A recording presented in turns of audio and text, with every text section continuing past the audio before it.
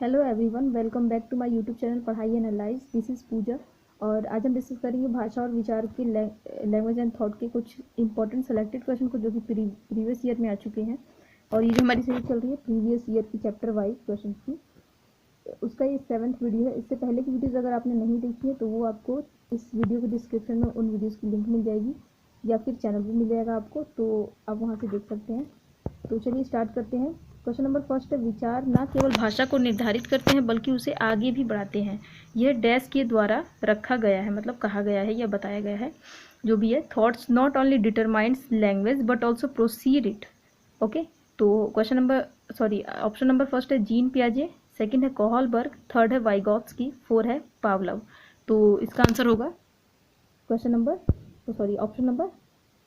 First Jean पियाजे ने कहा है, जो कि थॉट है ना केवल लैंग्वेज को डिटरमाइन करता है बल्कि उसको प्रोड्यूस भी करता है। ठीक है, क्वेश्चन नंबर सेकंड देखते हैं। भाषा के अर्थ की सबसे छोटी इकाई बताना है, स्मॉलेस्ट यूनिट ऑफ मीनिंग बताना है। तो उसका होगा कौन सा आंसर बताइए। वाक्य, रूपिम, स्वनिम और संकेत प्रयोग, विज्ञान, सिंटैक्स, मॉर्फिम, फोनिम और प्रैग्मेटिक्स। तो बताइए इसका आंसर क्या होगा। इसका आंसर होगा ऑप्शन नंबर 3, स्वनिम जो होता है, फोनिम कहते हैं इसको इंग्लिश में। तो इसका आंसर होगा ये अर्थ, भाषा में अर्थ की सबसे छोटी इकाई यही होती है। ठीक है, क्वेश्चन नंबर थर्ड देख लेते हैं। निम्नलिखित में से कौन से युग्म के सही होने की संभावना सबसे कम है। ठीक है, which one of the following pair is least kindly to be correct match. ठीक है, तो पहला है, बच्चे भाषा के बारे में निश्चित ज्ञान के साथ प्रवेश करते हैं, Chomsky. Children entered in the world with certain knowledge about language, Chomsky.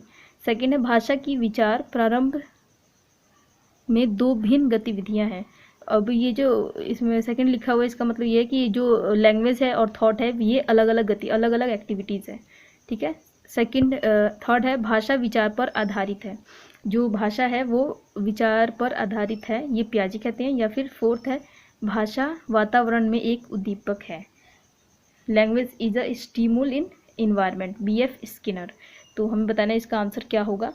इसका आंसर होगा थर्ड, जो है वो सबसे कम मैच करता है। पियाजे ये बिल्कुल नहीं कहते कि भाषा विचार पर आधारित है। ठीक है, ये बहुत ही कम मैच होता है इस। ठीक है, तो इसका आंसर होगा थर्ड। क्वेश्चन नंबर 4 देखते हैं। एक बच्चा अपनी मातृभाषा सीख रहा है, वह दूसरा बच्चा वही भाषा द्वितीय भाषा के रूप में सीख रहा है। दोनों निम्नलिखित में से कौन सी समान प्रकार की त्रुटि कर सकते हैं। What kind of error is common between a learner who is learning his mother tongue and the learner who learn the same language as a second language. ठीक है, फर्स्ट है अधिकाधिक समानीकरण, ओवर जनरलाइजेशन। सेकेंड है सरलीकरण, simplification. Third है विकासात्मक, जो कि है डेवलपमेंटल। और फोर्थ है अत्यधिक संशुद्धता, हाइपर करेक्शन। तो बताइए कौन सा सही होगा इसमें से। एक जैसी, मतलब मान लीजिए एक बच्चा है वो अपनी मदर टंग सीख रहा है, ठीक है, और दूसरा बच्चा है, जैसे कि एक जो बच्चा है उसकी मदर टंग है हिंदी, और दूसरा जो बच्चा है उसकी मदर टंग कुछ और है, लेकिन वो हिंदी को एज अ सेकेंड लैंग्वेज सीख रहा है। जैसे कि अगर कोई फॉरनर होगा तो उसकी मदर टंग इंग्लिश है और हमारी हिंदी है। ठीक है, तो वो लोग जो हिंदी है हमारी मदर टंग उसको एज अ सेकेंड लैंग्वेज सीखते हैं, और हम लोग उनकी जो मदर टंग है उसको एज अ सेकेंड लैंग्वेज सीखते हैं। तो हम दोनों ही जब सीखते हैं इस भाषा को मदर टंग या मातृभाषा के रूप में, तो एक जैसी गलती कौन सी हो सकती है, एक जैसा एरर कौन सा हो सकता है। वो हो सकता है विकासात्मक, थर्ड होगा डेवलपमेंटल। ठीक है, क्वेश्चन नंबर 5, निम्नलिखित में से किस पद्धति का उपयोग करते हुए हकलाने की समस्या से निपटा जा सकता है। तो हमें बताना, जब बच्चा हकलाता है तो हकलाने की समस्या से कैसे, कौन से मेथड को अप्लाई करके हम स्टटरिंग प्रॉब्लम से बच्चे को सही कर सकते हैं।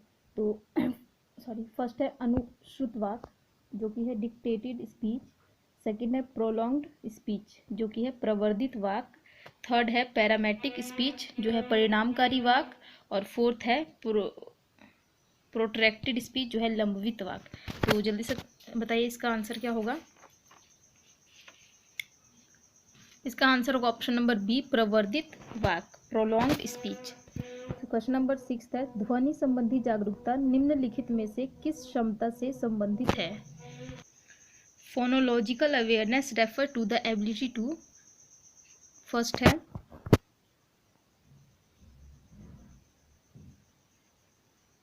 Reflect and manipulate the sound structure, ध्वनि संरचना पर चिंतन करना, वो उसमें हेरफेर करना। सेकंड है स्पीक फ्लुएंटली एंड एक्यूरेटली, सही सही व धारा प्रभाव बोलना। थर्ड है नो अंडरस्टैंड एंड राइट, जानना समझना और लिखना। और लास्ट है master the rule of grammar, व्याकरण की नियमों में दक्ष होना। तो हमें बताना है ध्वनि संबंधी जागरूकता निम्न में से किस क्षमता से संबंधित है। ध्वनि संबंधी जागरूकता फैलाने के लिए हमें कौन सी क्षमता होना जरूरी है, तो बताइए आंसर इसका।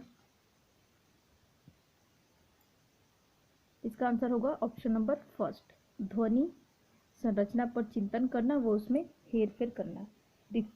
Reflect and manipulate the sound structure.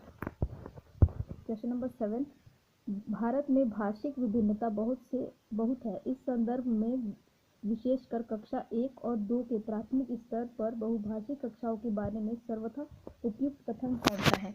अब हमें ये बताना है इंडिया में जो है ना बाइलिंगुअल है, बहुत सारी भाषाएं बोली जाती है, बहुत सारे लैंग्वेज बोले जाते हैं।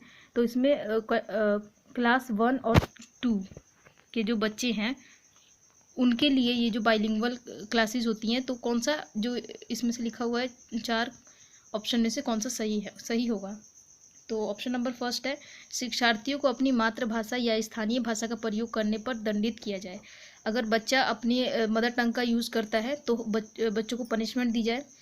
सेकंड है विद्यालय में उन्हीं बच्चों को प्रवेश दिया जाए जिनकी मातृभाषा वही हो जो शिक्षा के लिए अपनाई जा रही है। अब या तो उन्हीं बच्चों को एडमिशन दी जानी चाहिए जिनकी मदर टंग वही हो जो स्कूल में पढ़ाई जाती है, ठीक है। थर्ड है शिक्षक को सभी भाषाओं का सम्मान करना चाहिए और सभी भाषाओं में अभिव्यक्ति के लिए बच्चों को प्रोत्साहित करना चाहिए। ये है जो थर्ड है कि टीचर को सभी लैंग्वेज को रिस्पेक्ट करनी चाहिए और बच्चों को बच्चों को इनकरेज करना चाहिए कि वो अपनी लैंग्वेज में ही अपनी इंट्रोडक्शन दे या फिर अपनी जो है पढ़ाई करें। फोर्थ है जो बच्चे कक्षा में मातृभाषा का उपयोग करते हैं अध्यापक को उनकी अपेक्षा करनी चाहिए। मतलब कि अगर जो बच्चे अगर यूज़ करते हैं अपनी मदर टंग का तो उनके साथ इग्नोरेंस वाला व्यवहार करे अगर अध्यापक जो है टीचर। तो बताइए कौन सा सही होगा। बाइलिंगुअल क्लास में तो यही होता है कि अगर बच्चा जो है अपनी मदर टंग में बात कर रहा है तो उससे कोई फ़र्क नहीं पड़ना चाहिए टीचर को, उसको एक संसाधन की तरह यूज़ करना चाहिए टीचर को, एक रिसोर्स की तरह अगर बच्चा अपनी भाषा में बात करता है तो इसका आंसर होगा ऑप्शन नंबर थर्ड, जो कि शिक्षक को सभी भाषाओं का सम्मान करना चाहिए, उसे रिस्पेक्ट करनी चाहिए सभी लैंग्वेजेस की एंड और सभी भाषाओं में अभिव्यक्ति के लिए बच्चों को प्रोत्साहन देना चाहिए, बच्चों को इनकरेज करना चाहिए उनकी अपनी भाषा को बोलने के लिए। क्वेश्चन नंबर 8 है वाइगोत्स्की के अनुसार बच्चे स्वयं से क्यों बोलते हैं। बच्चा जो है प्राइवेट स्पीच देता है जो वो क्यों देता है, वाइगोत्स्की के अनुसार बताना है हमें। पहला है बच्चे अहम केंद्रित होते हैं, बच्चे जो है वो ईगो सेंट्रिक होते हैं। थर्ड है बच्चे अपने कार्य को दिशा देने के लिए बोलते हैं, बच्चे अपने children use speech to guide their action. Third है बच्चे प्रति वयस्कों का ध्यान आकर्षित करने के लिए बोलते हैं, children use their speech to attract and attention of adult to them. Fourth है बच्चे स्वभाव से बहुत बातूनी होते हैं। तो हमें बताना है इसका आंसर क्या होगा। Children are very talkative by nature. तो हमें इसका आंसर बताना है। वाइगोत्स्की जो है वो ये कहते हैं हमेशा कि बच्चे जो खुद से जो प्राइवेट स्पीच देते हैं, जो खुद से बोलते हैं वो, तो इसका मतलब ये है कि बच्चे अपने जो काम जो वो कर रहे होते हैं उसको वो दिशा देते हैं, ठीक है, अपने एक्शन को गाइड देते हैं अपनी प्राइवेट स्पीच से।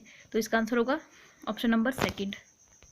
क्वेश्चन नंबर 9 है भारत में अधिकांश कक्षाएं बहुभाषी होती हैं और इसे शिक्षक को डैश के रूप में देखना चाहिए। अब ये जो है इंडिया में सारी ज़्यादातर जो क्लासेस होती हैं वो बाइलिंगुअल होती है, तो मल्टीलिंगुअल होती है।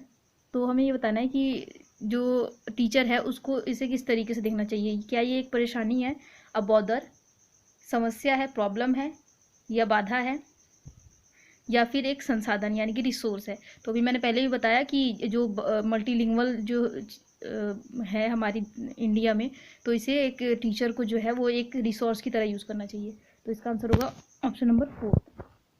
क्वेश्चन नंबर 10 है भाषा मतलब लैंग्वेज हमारी विचार प्रक्रिया को प्रभावित करता है। Has an influence of on our. B है विचार प्रक्रिया का निर्धारण नहीं कर सकती, कैन नॉट डिटरमाइन द। विचार प्रक्रिया को प्रभावित नहीं करती, डजेंट इन्फ्लुएंस द। हमारी विचार प्रक्रिया को पूरी तरह नियंत्रित करती है, टोटली गवर्न्स आवर। तो हमें इसका आंसर होगा ऑप्शन नंबर 4। बच्चे भाषा अर्जन की एक युक्ति से भाषा सीखते हैं। लेव वाइगोत्स्की कहते हैं कि बच्चा जो है भाषा एक्विजिशन डिवाइस है, तो वो जो है भाषा अर्जन करता है, भाषा को अर्जित करता है। ठीक है, तो अर्जन की युक्ति से ही भाषा बच्चा सीखता है। इसका आंसर होगा 4। क्वेश्चन नंबर 12 जो कि इस सेशन का लास्ट क्वेश्चन है। अगर आपको सेशन पसंद आ रहा हो तो कृपया वीडियो को लाइक करें, चैनल को सब्सक्राइब करें और नोटिफिकेशन बेल को दबा दें ताकि आने वाली वीडियो की नोटिफिकेशन आपको मिल सके। तो लास्ट क्वेश्चन देख लेते हैं। कोई 5 साल की लड़की अपनी टी शर्ट को तय करते हुए अपने आप से बात करती है। लड़की द्वारा प्रदर्शित व्यवहार के संदर्भ में निम्नलिखित में से कौन सा कथन सही है। एक 5 ईयर ओल्ड चाइल्ड है जो अपने टी शर्ट को तय करता है और अपने आप से बातें करता है, यानी कि प्राइवेट स्पीच देता है। तो इसका ये जो बिहेवियर है ये क्या बताता है, हमें ये बताना है।